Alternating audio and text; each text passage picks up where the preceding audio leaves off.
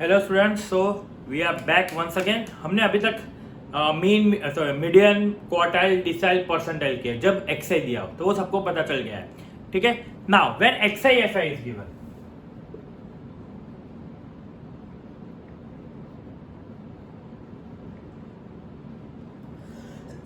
तो सबसे पहली चीज क्या फाइंड करनी है? Find CFI। वो क्या है वो सब में पता चलेगा, ठीक है। वो क्या है वो सब में पता चलेगा। अभी फॉर्मूलाज क्या है? तो पहले m n+1 upon 2th observation, okay. उसके बाद क्या करना है हमें? C इन CFI,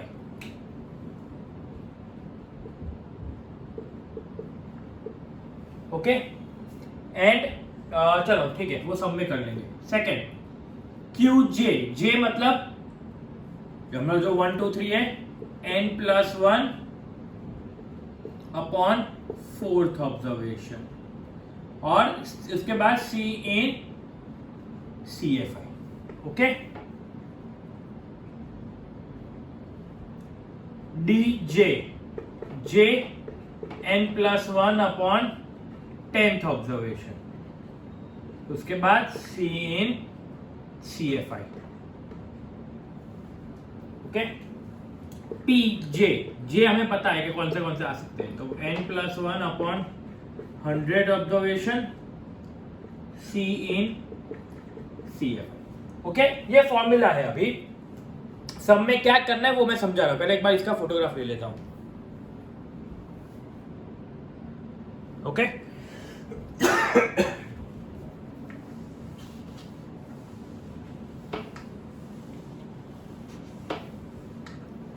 चलो सम करें तो क्लैरिटी ज्यादा मिलेगी।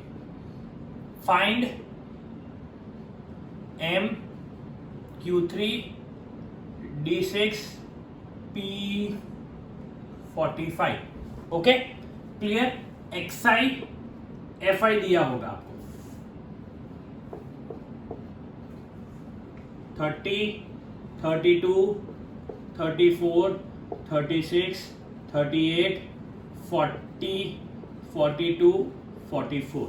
FI 7, 15, 20, 23, 28, 25, 16, 9, ठीक है। ये आपका क्या है? FI। उसके बाद आपको क्या फाइंड करना रहेगा? CFI। CFI कैसे फाइंड करते हैं मैंने आपको सिखा रहा हूं, वो ध्यान देना। पहले 7 एज इट इज, ये number 7 as it is, 7 + 15 that is 22, okay.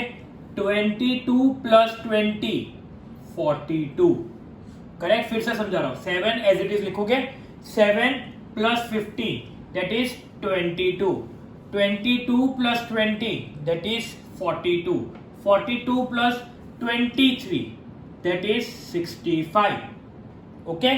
65 + 28 that is 93, 93 + 25, 93 + 25 8 and 118, 118 and 16 तो 134, और 134 + 19 तो 143, ओके। एक मिनट कैलकुलेटर में देख लेता हूं।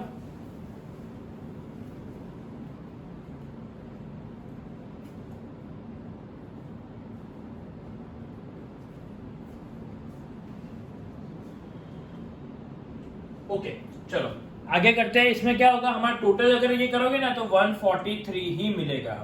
हमें क्या मिलेगा? 143, ओके। नाउ हमें फाइंड क्या करना है? तो m = n+1 अपॉन 2, ये आप नीचे लिखोगे, मेरे पास जगह नहीं है इसलिए मैं नहीं लिख रहा, ठीक है। m = 143 + 1 अपॉन 2, तो क्या हुआ? तो 144 अपॉन 2, ओके। तो दैट वुड बी 77, 144 तो 77। अब क्या करना है? अब क्या करोगे?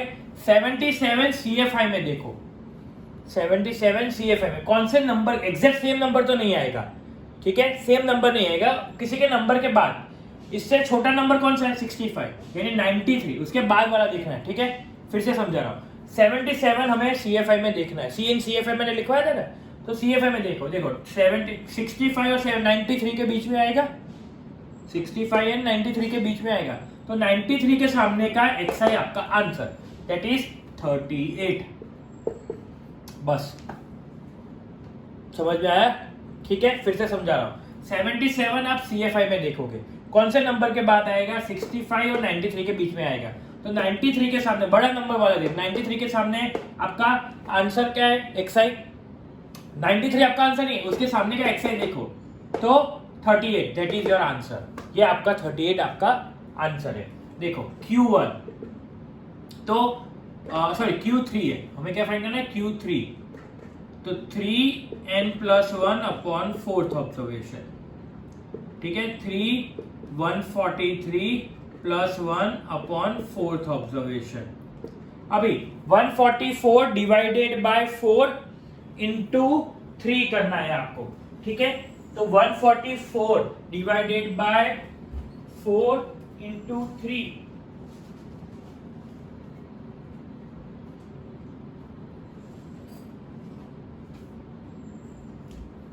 तो आपका आंसर क्या होगा, 144 divided by 4 into 3, that is 108, क्या होगा 108 ऑब्जर्वेशन। अभी 108 CFI में देखना है, कोई फॉर्मूला में क्या लिखा, C इन CFI, तो CFI में देखो इसके बाद हाँ चलो 93 के बाद, 93 में 118 है, 118 के सामने क्या है आंसर आपका 40, ये आपका आंसर हुआ, ठीक है। इसका एक फोटोग्राफ ले लेता हूं, फिर हम लोग D और P करते हैं ना।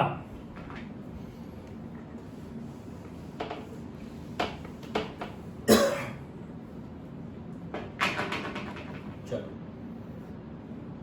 D6 6n+1 upon 10th observation, 6 143 + 1 upon 10th observation, तो 144 divided by 10 into 6, that is 86.4। मैंने पहले भी बोला ये आपका आंसर नहीं है, आपको CFI में देखना है, CFI में कहां पे आएगा 65 के सामने क्या आया 38। यस, दो के आंसर सेम आ सकते हैं, कोई प्रॉब्लम नहीं है, लेकिन ये चेक होगा, ये इंपॉर्टेंट, अगर ये 86.4 नहीं आ रहा तो गलत है आपका, ओके। और 38 भी चेक होगा, लेकिन वो तो क्या किसी से कॉपी भी कर सकते हो, अगर ये गलत हुआ तो ये भी आपका गलत आएगा। P45 n+1 upon 100th observation, तो 45 143 + 1 अपॉन 100th ऑब्जर्वेशन, चलो क्या आएगा 144 अपॉन 100 इंटू 45, दैट इज 64.8। अभी 64.8 देखो, ये 65 है, 42 और 65 के बीच में, तो 65 के सामने क्या है 36, ये आपका आंसर, ओके। इसका फोटोग्राफ ले लो, फिर एक सम करेंगे हम लोग, ओके, और एक सम करते हैं, तो क्या क्लैरिटी मिल जाएगी आपको, क्योंकि इसमें ये टॉपिक में इससे ज्यादा कुछ करने की जरूरत नहीं है।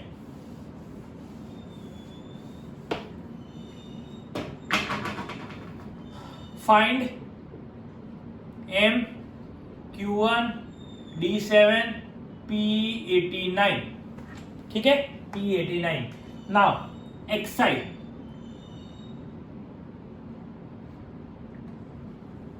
$74 $77 $76 $75 $72 $78 $73 $80 $79, ओके। नाउ FI ये कैसे देते हैं मैं आपको दिखा रहा हूं।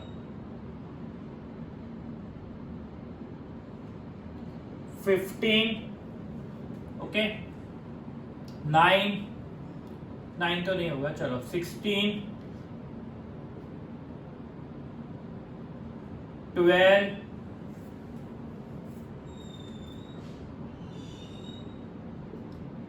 18, 3, 11, 9, 10, इधर 80 और 80 में हम लोग रख रहे 4। देखो जब भी आपको एक्सआई और एफआई दे तो ध्यान रखना एक्सआई सीक्वेंस में होना चाहिए। क्या? सीक्वेंस में।